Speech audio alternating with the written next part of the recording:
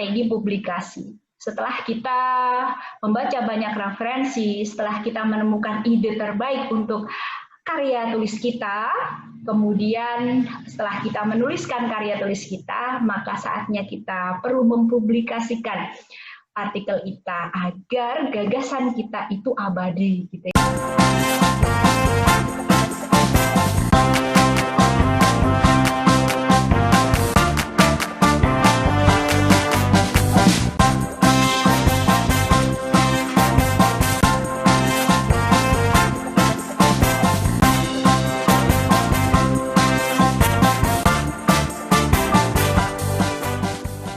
Publikasi karya ilmiah, baik itu dalam jurnal nasional maupun jurnal internasional.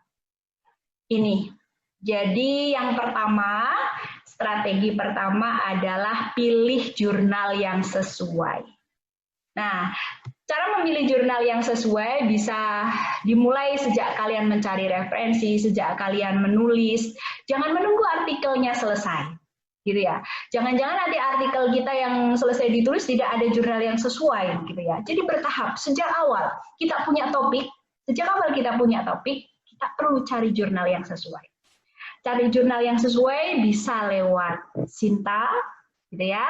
Sinta, ristekbrin.co.id, bisa juga lewat scopus.com, atau yang ketiga ini.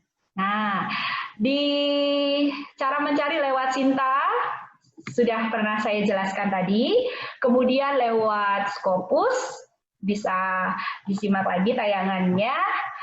Nah, dan ini yang baru ya, lewat Simago. Nah, ini yang masih bertanya-tanya apa itu Simago, gitu ya. Simago ini bisa menjadi alternatif untuk memilih jurnal yang sesuai.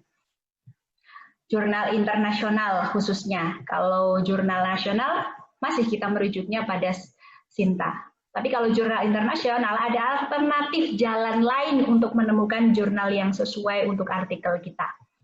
Itu. Jadi lewat Simago. Hanya kadang yang ada di Simago gitu ya, sudah lebih lama 1 tahun atau 2 tahun begitu. Kalau misalnya ada jurnal baru yang terindeks Scopus, belum tentu di Simago itu sudah jelas Scopus. Kalau mau yang update, benar-benar update, memang carinya lewat Scopus. Tapi ini juga Simago bisa menjadi alternatif kita untuk menemukan artikel atau jurnal yang sesuai untuk artikel kita. Nah, kita buka Simago JR. Gitu ya, simagojr.com. Ini tautannya ada di sini, Simago, www.simagojr.com. Nah, tampilannya akan berbeda dengan Scopus tadi, gitu ya. Kalau Scopus warnanya putih semua, gitu ya. Kalau Simago JR ini ada warna-warna yang menarik, gitu ya. Nah, ini kalian sama seperti tadi. Sistemnya sama, cari di bagian mesin pencari. Pokoknya kalau ada tautan untuk mencari, manfaatkan untuk mencari yang terbaik. Gitu ya, mencari jurnal kalian yang terbaik. Nah, di sini kalian tinggal klik di sini kata kuncinya yang akan kalian cari. Misalnya mau menulis artikel tentang pembelajaran bahasa, kalian ketikkan kata kuncinya language learning. Nah, misalnya kalian akan ketemu artikel-artikel jurnal termasuk jurnalnya. Kalau di sini langsung ditunjukkan jurnalnya. Jurnal-jurnal yang menerima artikel tentang language learning. Nah, misalnya ini, banyak sekali gitu ya. Banyak sekali, tidak hanya 2 ini. Jadi ditarik ke bawah, kalau di tayangan aslinya ada banyak sekali. Nah, jadi teman-teman bisa lihat, nah di sini nih ada 26. Ada 26 jurnal internasional terindeks Scopus yang bisa dijadikan jurnal tujuan untuk menerbitkan artikel kita tentang pembelajaran bahasa. Nah, sebagai contoh itu, ada 26. Salah satunya ini ada jurnal language learning, sama seperti kata kunci kita ternyata ya. Jadi tidak sengaja ini. Kemudian ada language learning and technology, dan lainnya. Kalian bisa cari, pilih mana yang sesuai, mana yang kalian ingin. Bisa dipertimbangkan negaranya, gitu ya. Bisa dipertimbangkan banyak sedikitnya menerbitkan setiap tahunnya, bisa dipertimbangkan, lihat editornya, wah jangan-jangan ada yang dikenal, ternyata salah satu dosen kalian ada yang jadi editor di sana, nah, misalnya reviewernya, wah itu bisa jadi alternatif untuk dipilih begitu ya. Nah, begitu. Jadi pilih jurnalnya lewat Simago JR. Kemudian strategi yang kedua, kalian harus mempelajari author guideline. Ya, jadi author guideline. Panduan penulisannya bagi penulis yang akan menulis di jurnal itu. Nah, author guideline bisa kalian temukan, ini sebagai contoh Ibu Septi buka yang jurnal nasional, di jurnal internasional pun sama-sama namanya author guideline, jadi kalian klik tautannya, ini kan banyak sekali ya, ada submission, kemudian ada focus and scope, kemudian ada etika publikasi, ada editornya siapa, editorial board, ya di sini bisa tahu editornya siapa saja, reviewernya siapa, nah gitu ya. Kita bisa yang kita klik kalau kita ingin tahu panduannya untuk penulis adalah di author guideline. Nah di situ kita harus ikuti, harus patuhi apa yang diminta oleh editorial, tim editorial dari jurnal itu. Jadi kita klik, kalau kita klik kita akan masuk di sana, akan ada panduannya, bagaimana judulnya, berapa kata, kemudian abstraknya isinya apa saja, pendahuluan isi apa saja, ada literatur reviewnya, kajian teorinya atau tidak, tadi ya Bu Marmuah sudah menyinggung di depan, ada jurnal yang ada sub kajian teori sendiri, ada juga yang tidak bisa masuk di pendahuluan, bisa juga nanti menjadi satu kesatuan dengan pembahasan gitu ya. Jadi itu semua nanti tergantung pada masing-masing jurnal. Jadi jurnal yang satu dengan yang lainnya memungkinkan berbeda gitu ya. Jadi pelajari pedoman penulisan artikelnya di jurnal tujuan kita, itu penting banget. Karena kalau kita mengirim artikel, artikelnya tidak sesuai dengan pedoman penulisan di dalam jurnal itu, pasti akan mudah sekali ditolak gitu ya. Ini tidak mempelajari kok, tidak menguasai jurnal ini, berarti tidak niat kirim ke sini. Nah, misalnya begitu ya. Akan memungkinkan sekali untuk ditolak meskipun sebenarnya isinya bagus begitu ya. Kecuali sedang sangat beruntung, kebetulan tim editorialnya berbaik hati, baik sekali misalnya memberikan kesempatan walaupun salah ya, penulisannya salah, pedoman penulisannya salah, tapi tetap diberi kesempatan untuk memperbaiki, itu berarti keberuntungan untuk kita. Tapi biasanya kalau tidak sesuai, itu sudah langsung ditolak gitu ya. Jadi untuk mengantisipasi itu, penulis perlu memperhatikan pedoman penulisan yang sudah ditetapkan oleh masing-masing jurnal, yang sudah ditetapkan jurnal yang akan kita tuju itu. Ya, author guideline. Dan strategi yang ketiga, nih strategi yang ketiga, sesuaikan artikel yang kita tulis dengan gaya selingkung setiap jurnal. Sekali lagi Bu Septi sampaikan, bisa jadi antara jurnal yang satu dengan yang lainnya, gaya selingkungnya berbeda. Gitu ya. Jadi kalian pelajari panduannya, sesuaikan dengan template-nya. Nanti akan ada tautan template. Nah, misalnya ini di tayangan jurnal Pedagogia, di sini kalian klik template-nya di sini bisa unduh, sesuaikan, harus sama persis dengan ada yang diminta oleh jurnal itu. Jadi perhatikan template-nya, di sini ada template, kalian bisa unduh, klik, kemudian nanti unduh di situ. Template-nya harus disesuaikan. Yang keempat, nah ini pengetahuan tambahan. Daftar pustaka kita perlu disusun dengan Mendeley untuk menunjukkan kita menulis sudah profesional dan referensi yang kita gunakan itu valid, gitu ya. Jadi kita buat daftar pustaka kita dengan Mendeley. Bagaimana cara menggunakan Mendeley itu?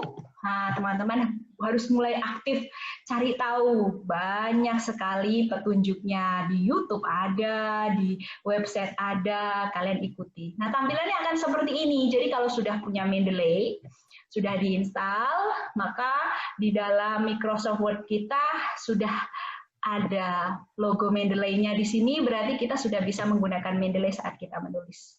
Nah itu, jadi ketika nanti membuat daftar referensi sudah tidak perlu manual dimasukkan satu-satu ketika zaman kita dulu gitu ya, pas belajar menyusun daftar pustaka gitu. Nah sekarang daftar pustakanya bisa muncul otomatis dengan Mendeley. Cara menggunakannya, cara installnya, teman-teman bisa aktif buka-buka di berbagai media yang sudah banyak sekali yang memberikan contoh tentang penggunaan Mendeley. Gitu. Nah, berikutnya yang kelima. Yang kelima ya, ini yang paling penting. Semua penting, tapi ini harus wajib diperhatikan. Periksa plagiarisme. Strategi yang kelima, periksa plagiarisme. Jadi artikel yang kita tulis harus bebas dari plagiarisme. Sebagai contoh tampilan pengecekan plagiarisme ini seperti ini. Ini salah satu artikel Bu Septi yang dicek plagiarismenya sebelum Bu Septi kirim ke jurnal. Nah, alhamdulillahnya 1% gitu ya. 1%, sehingga alhamdulillah ketika dikirim sama tim editor yang dicek plagiarismenya sudah bebas dari plagiarisme dan diberi kesempatan untuk terbit. Nah, itu hal yang sangat menyenangkan. Tapi kalau plagiarismenya tinggi gitu ya, 25% ke atas, nah itu akan sangat sulit untuk diterima terbit di jurnal tertentu. Karena saat ini tim editorial jurnal tidak hanya kalau internasional sudah pasti sangat ketat, nasional pun sudah sangat ketat. Jadi kita harus periksa plagiarismenya. Harus sudah sedikit ya plagiarismenya. Kadang ada beberapa kata kalimat yang kita ambil dari jurnal yang lain, misalnya harus kita parafrasekan, kita susun dengan teknik yang baik supaya kita tidak termasuk artikel yang mengandung plagiarisme. Nah, itu yang kelima. Yang keenam, strategi yang keenam adalah mendaftar sebagai penulis di laman jurnal tujuan. Ya, kita perlu mendaftar sebagai penulis jurnal supaya kita bisa mengakses OJS jurnal tersebut. Jadi kita mendaftar sebagai penulis di laman jurnal, posisinya ada di sini register. Nah, jurnal nasional maupun internasional sama prosedurnya. Kita mendaftar sebagai penulis agar bisa mengirim artikel di jurnal tersebut, maka kita harus daftar. Daftar dulu, baru mau kirim juga harus daftar. Tenang, daftarnya gratis, tidak dipungut biaya, begitu ya. Jadi kalian daftar, klik register di sini, kalian akan masuk di tautan formulir pendaftaran. Ini ada pilihan misalnya mau menggunakan bahasa Inggris atau bahasa Indonesia, bisa dipilih namanya, username-nya apa, password-nya kira-kira apa, nama kalian, nama pertamanya, nama selanjutnya, kemudian institusinya mana, dan seterusnya. Diisi dengan lengkap, terutama bagian-bagian yang ada tanda bintangnya. Itu wajib diisi. Nah, setelah kalian bisa mengisi, maka kalian punya kesempatan atau diizinkan untuk mengirimkan artikel. Nah, cara kirimnya di strategi yang ketujuh. Setelah terdaftar, maka strategi yang ketujuh mengirim artikel melalui OJS-nya, Open Journal System, gitu ya, sistem OJS yang ada di setiap jurnal. Karena jurnal semua sekarang sudah online, gitu ya, sehingga bisa diakses secara online. Nah, cara kirimnya, kalian login dulu di sini, masuk ya. Masuk di sini, ketikkan username kalian yang tadi sudah didaftar, ketikkan passwordnya, dan ikuti langkah selanjutnya untuk mengirimkan artikel kalian. Di sana ada panduannya. Harus kirim, misalnya ada jurnal yang kirim ditulis sendiri, judul sendiri, abstrak sendiri, pendahuluan sendiri, dan lain-lainnya. Ada juga yang abstrak sendiri, bagian yang lain sendiri. Ada juga yang minta dikirim file utuh tanpa nama, nama nanti ada di tautan yang lain, ada sendiri. Jadi akan beda-beda antara jurnal yang satu dengan jurnal yang lain. Tapi sebagian besar itu. Strateginya ada 7 itu. Bu Septi ulang sekali lagi. Yang pertama, pilih jurnal yang sesuai, gitu ya. Pilih jurnal yang sesuai. Yang kedua, pelajari author guideline-nya. Yang ketiga, sesuaikan artikel yang kita tulis dengan gaya selingkuh setiap jurnal.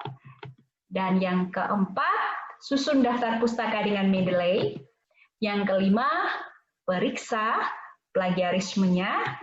Dan yang keenam, mendaftar sebagai penulis di laman jurnal tujuan. Kemudian kirimkan artikel kita melalui OJS itu. Selesai. Nah, ini doa yang terus dipanjatkan ketika kita baru saja kirim artikel kita ke jurnal.